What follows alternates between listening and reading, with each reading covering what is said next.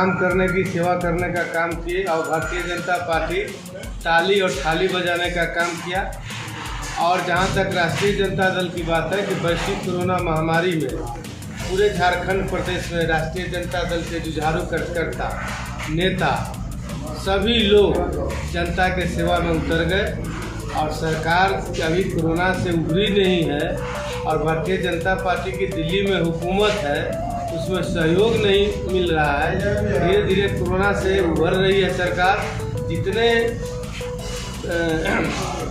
जो अपनी चुनाव में मैनिफेस्टो था, कार्यक्रम करने की था, सभी कार्यक्रम धीरे धीरे होगा और कार्य करना शुरू कर दिया सरकार। जिस प्रकार से सर बेरोजगारी बढ़ रही है, अवरक्त उद्योग यहाँ पे समाप्त हो चुका है बिल्कुल, और लगातार पुलिस प्रशासन कार्रवाई हो रही है, यहाँ पे बेरोजगारी लगातार बढ़ रहा है सर। उस दिशा में क्या विधानसभा में आपके जो विधायक हैं पार्टी से, जो गठबंधन के, वो लोग आवाज़ उठाएंगे इस मुद्दा पर? सबसे पहले जब हम चुनाव लड़ने आए थे कोडरमा में, तो हमने मांग किया था कि यहाँ जो अवरक्त है उसको लघु खनिज में रखा जाए और बृहद खनिज से उसको लघु खनिज में रखा जाए। यहाँ के लोगों को ग्रेटर, गिट्टी, मीन उद्योग है और सभी लोगों को इतना लचीला नियम बना दिया जाए। तो हेमंत सोरेन सरकार अभी आप जितने पब्लिक का आप ज़मीन है आप लेकर के, लीज लेकर के आप अपना काम कर सकते हैं। कि सुलभ कर दी है कि क्रेशर चलाइए, अवरक्त का काम करिए और जितना लघु खनिज में शिथिल से शिथिल नियम बना रही है। आपको LY लीजिए और सिटी लेकर के काम करिए। और रघुवर दास जी को देखे होंगे, प्रधानमंत्री तो इनका NRI को बुलाने के लिए घूम ही रहे थे पूरे देश में। और देखा देखी रघुवर दास भी चिड़िया लेखा पर उठा करके इन्होंने भी NRI को बुलाने का काम किया था, लेकिन एक NRI नहीं आया, एक तो धंधा नहीं लगा। 2-2 करोड़ नौकरी देने का इन्होंने आश्वासन किया था, एक नौकरी नहीं मिला। अच्छा, तो अभी जो वर्तमान की सरकार है, लोकप्रिय सरकार है, जनता की सेवा करने के लिए उतारू है। अब कोरोना से धीरे धीरे अपना संसाधन जैसे जैसे एकत्रित होगा, पूरे लगन के साथ, प्रयास के साथ माननीय हेमंत सोरेन जी की सरकार झारखंड राज्य के विकास करने के लिए उतारू। नॉकआउट का मीन्स होता है पछाड़ देना, भयभीत हो जाना। तो हम लोग राष्ट्रीय जनता दल के जितने नेता कार्यकर्ता यहाँ उपस्थित हैं, तो विरोधी लोग इस नॉकआउट से हम लोग पछाड़ेंगे, पराजित करेंगे और झारखंड प्रदेश में खेल में यहाँ का जो प्रतियोगी है कमी नहीं है। यहाँ केवल सिस्टमेटिक ढंग से उनको प्रोत्साहन देना है। और सरकार जो अभी वर्तमान की सरकार है, खेल खिलाड़ियों में जो अव्वल आ रहे हैं उनको भी नौकरी देने का सरकार प्रावधान कर रही है। अब कुछ लोगों की नौकरी मिली भी है। तो झारखंड राज्य के बच्चियाँ जो है खेल में, प्रतियोगी में कमी नहीं है। अब यहाँ की सरकार भी उनको प्रोत्साहन करने के लिए जो अव्वल आएंगे, आगे आएंगे, तो उनको नौकरी भी देने की सरकार काम कर रही है। और नॉकआउट के जो खिलाड़ी हैं, जो इनके माध्यम से यहाँ खेल हो रहा है, उन लोगों को भी मैं उज्जवल भविष्य का कामना करता हूँ। मुख्यमंत्री जी ने कहा और हमारे नेता प्रतिपक्ष ने उसका उत्तर दिया है। उस भाषी में हम लोग नहीं जाना चाहते हैं, क्योंकि सब हर 10 किलोमीटर पर अलग अलग टोन है।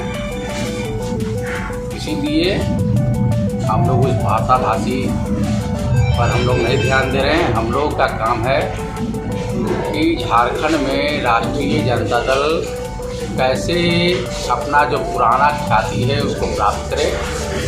क्योंकि प्रदेश अध्यक्ष होने के नाते मेरा पूरा केंद्रित है कि संगठन को कैसे मजबूत किया जाए।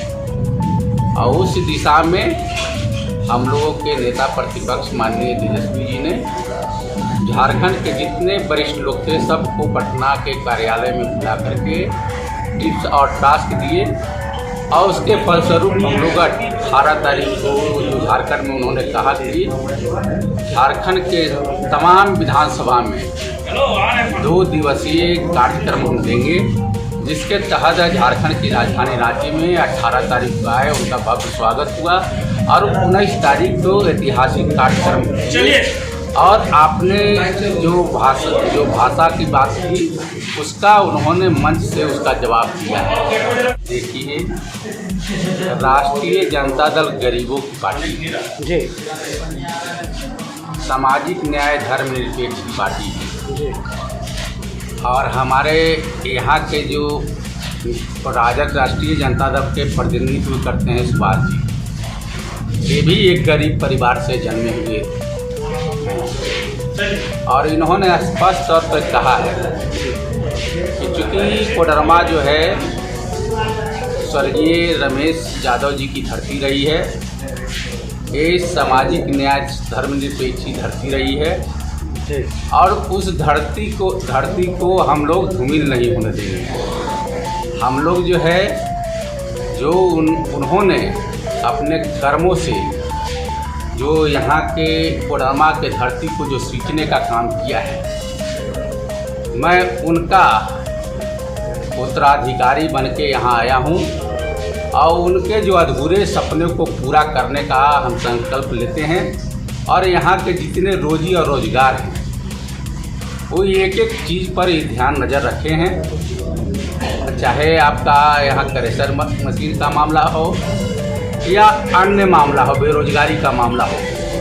एक तो मैं केंद्र सरकार जो जुमलेबाजी सरकार है, जिन्होंने 2014 में जो नौजवानों को छलने का काम किया कि प्रति वर्ष 2 करोड़ लोगों को रोजगार दूंगा, मगर आज तक जहां रोजगार मिलना चाहिए था तो केंद्रीय जितनी प्रतिनिधियां हैं, वो केंद्रीय जितने संस्थाएं हैं, तो एक एक करके लोग बेचने का काम किया है।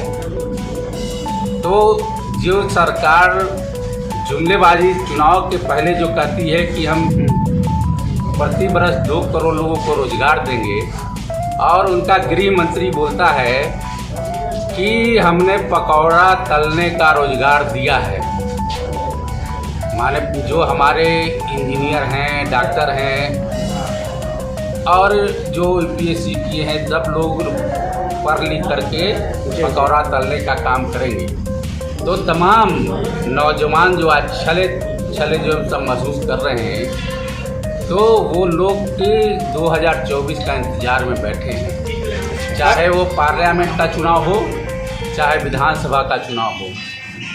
जिस तरह आपने देखा कि इसकी पूर्ववर्ती सरकार ने झारखंड मोमेंटम ला करके एनआरआई को बुला करके जिस तरह जनता की गाढ़ी कमाई को लुटाने का काम किया और एक भी एनआरआई को यहाँ नहीं आए, तो उस पर खेद भी व्यक्त करने का काम नहीं किया। सर, खिलाड़ियों के बीच पहुंचे हुए, तो खिलाड़ियों को सर अपने तरफ से हौसला अफजाई के लिए क्या आप ही के प्रेस मीडिया के माध्यम से हम लोग देख रहे थे कि कोडरमा में खेल को माने प्राथमिकता दी जाती है। यहाँ लोग खेल है, खिलाड़ी लोग हैं, वो बहुत ही अमन पसंद लोग हैं, एक खेल को प्राथमिकता देते हैं। और हमारे जो यहाँ के जो हमारे अगुआ हैं सुभाष जी, ये भी ऑलरेडी जहाँ भी हैं,